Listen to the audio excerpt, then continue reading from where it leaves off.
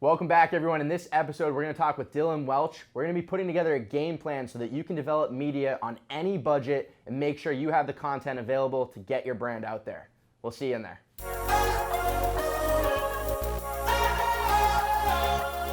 All right, welcome back. So we just had an excellent episode with Ali Archer where we talked marketing and social media. But one of the hardest parts about social media is coming up with the content. So now I'm really excited to have Dylan on the show where we can really dive into how do you generate the content that you can then use to distribute onto these platforms and really work on building the brand. So Dylan, thanks so much for joining. Yeah, I mean, thank you for having me. What you're doing with this show is amazing. I wish I had it when I was starting my company. But yeah, I was there when watched Ali's episode. She provided a ton of helpful information. And really the difference is, Ali's getting your content out there where my focus is helping create that content for that company. So just to give some real kind of bullet pointed tips, advice for the listener here, I'm going to keep it pretty short and sweet. There's going to be about 6 tips right now that I want to kind of get everybody to think about. And this is a process that I walk through with all of my clients. So, when you're at this point in your business, you're all excited. You're like, I'm going to get my brand out there. I'm going to make all these viral videos. I'm going to put one video out there. Everyone's going to love it. And it's going to make me millions of dollars.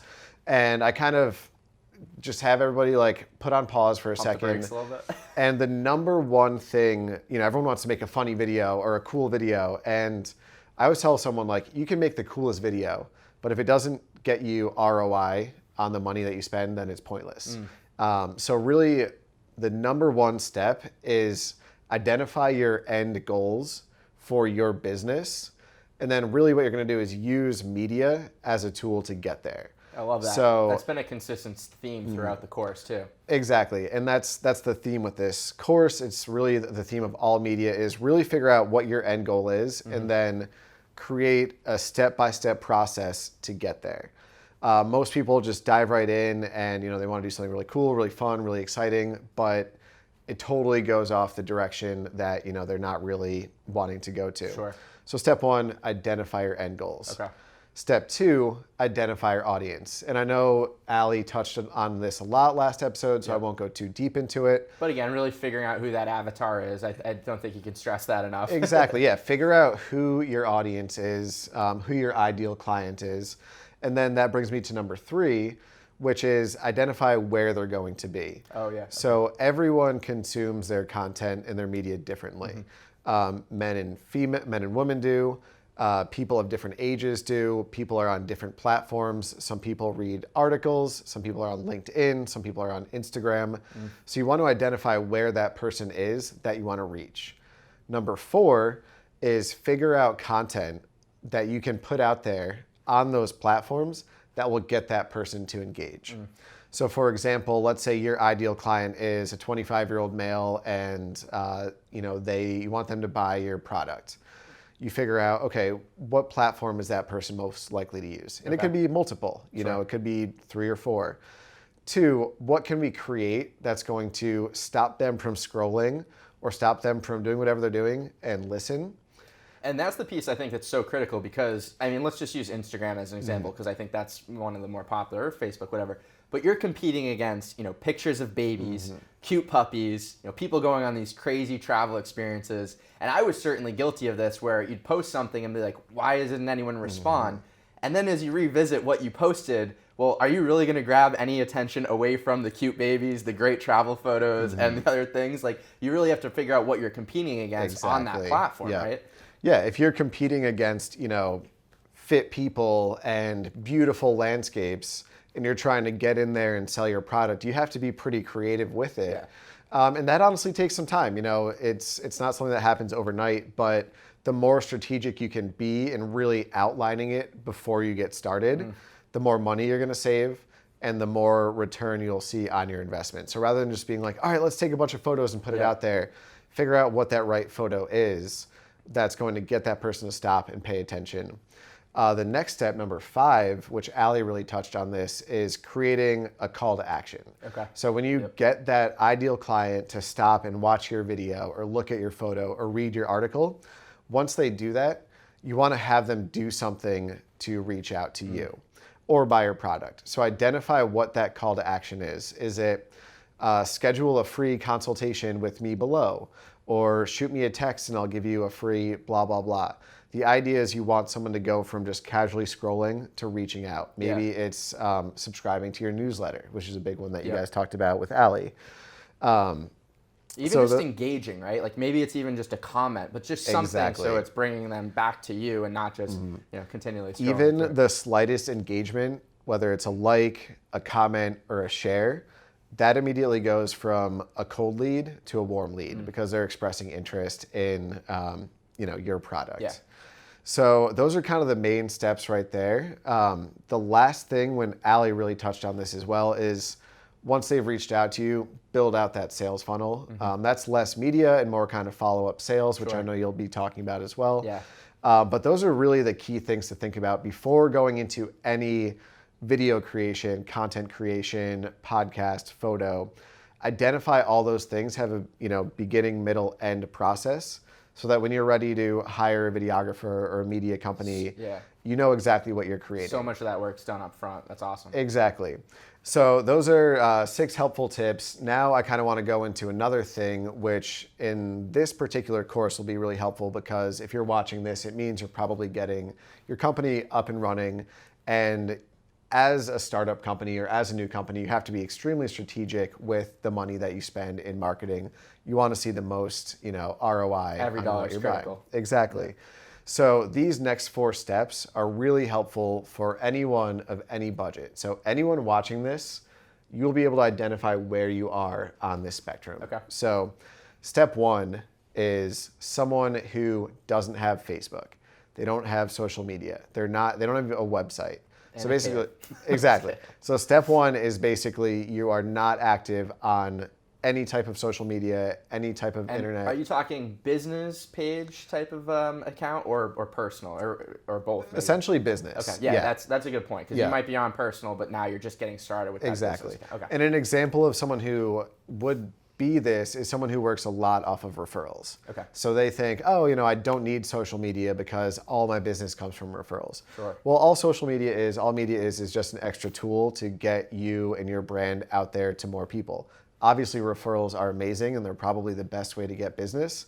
But if you can put your message out to 1,000 people and they can then come to you, it's obviously better than one-on-one. Exactly. Saves time, it's more efficient. So step 1 is basically someone who has no social media at all.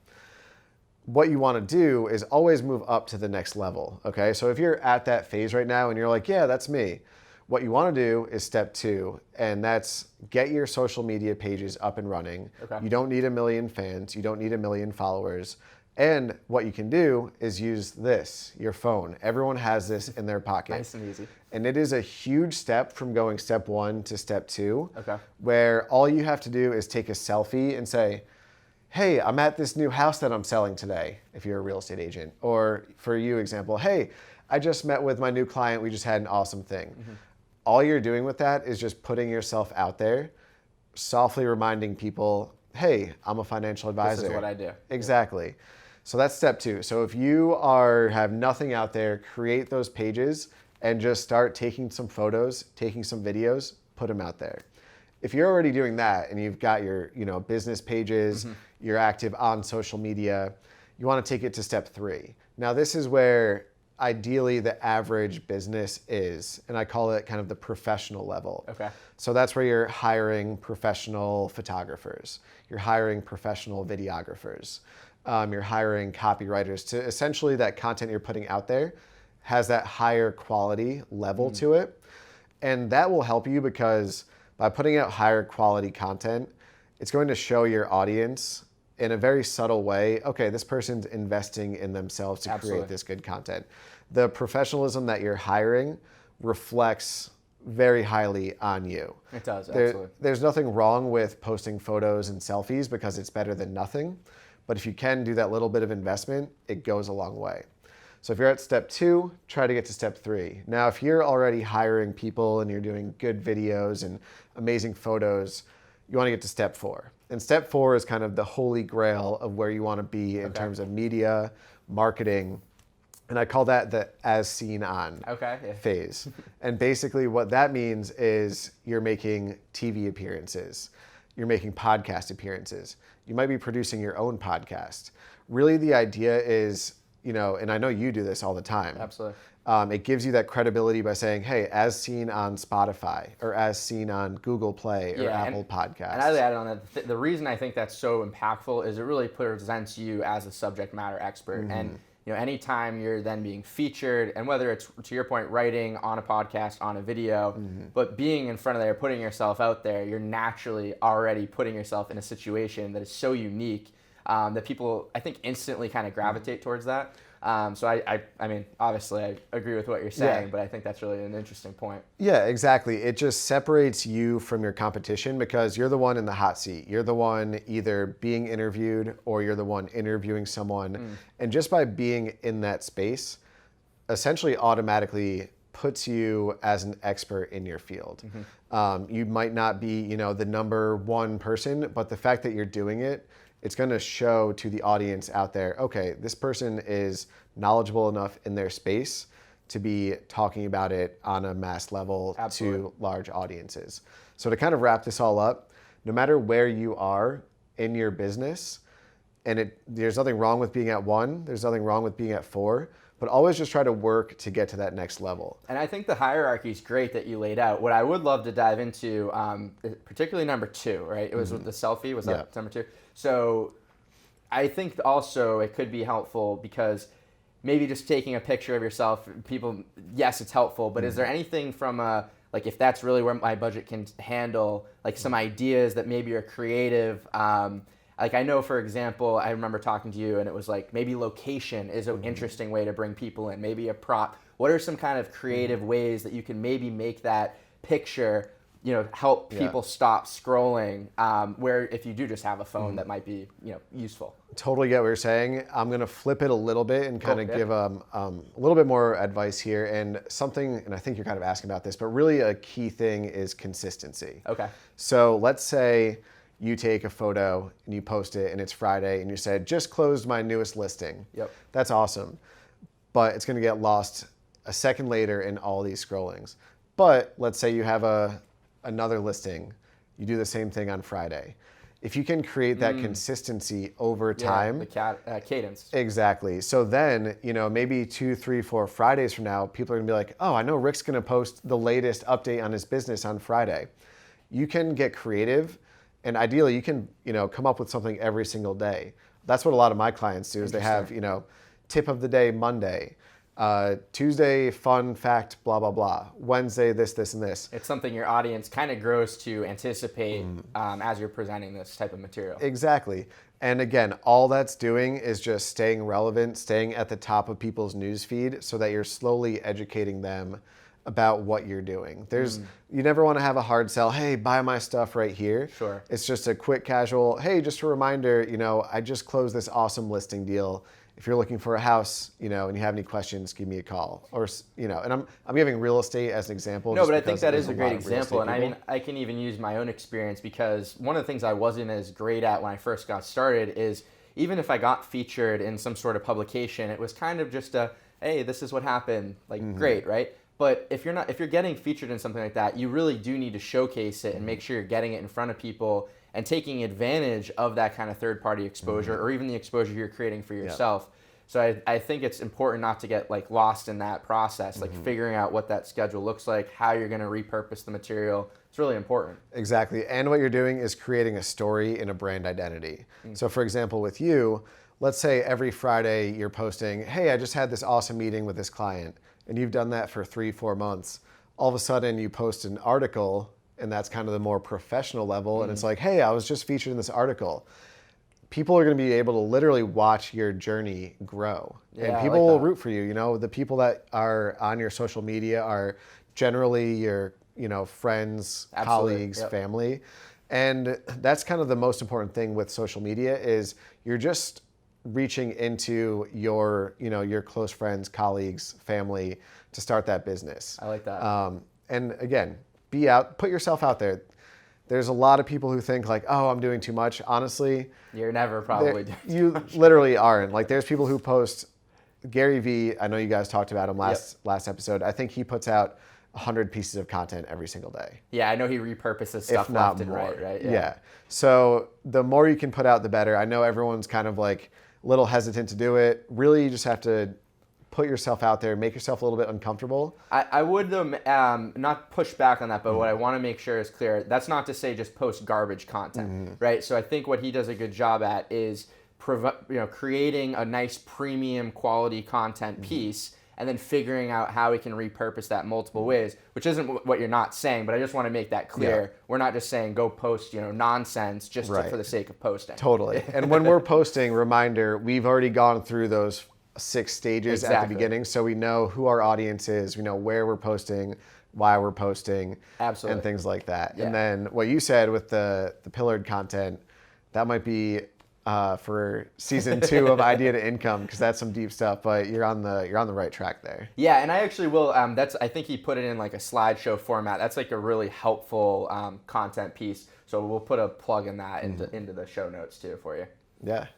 Well, that's awesome. So recap, we got 6 key critical kind of get started with your content idea process topics, if you will, and then migrating into kind of the 4 hierarchies of utilizing a production team or utilizing yourself as that production team, but kind of what that looks like. I'm going through that journey myself, and I've absolutely, there's been times where it's intimidating and you're putting yourself out there for people to see, but it's also extremely rewarding. And I know as you kind of move up that hierarchy, it just gets that much more and more exciting.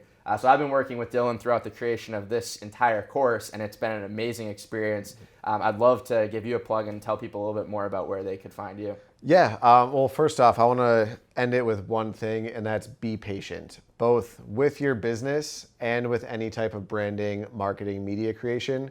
Nothing happens overnight. It's being patient, being consistent, and providing value to the people that you're talking to. If anyone has any questions, DylanWelch.com. And thank you very much for having me on the show. It's been awesome. Thanks for all the information. All right, we covered a lot now. Now we have a tight sales strategy in place. Ali Archer walked us through developing a social media strategy, and Dylan put together a game plan on how we can actually generate content for that social media and get eyeballs on us and our company. So at this point, ideally, you're putting it all to work, you have sales coming in, revenue's flowing, but now you might be asking, what do I do with this revenue and how do I grow appropriately? We're gonna walk through a cash flow strategy in the next section. I can't wait to see you in there.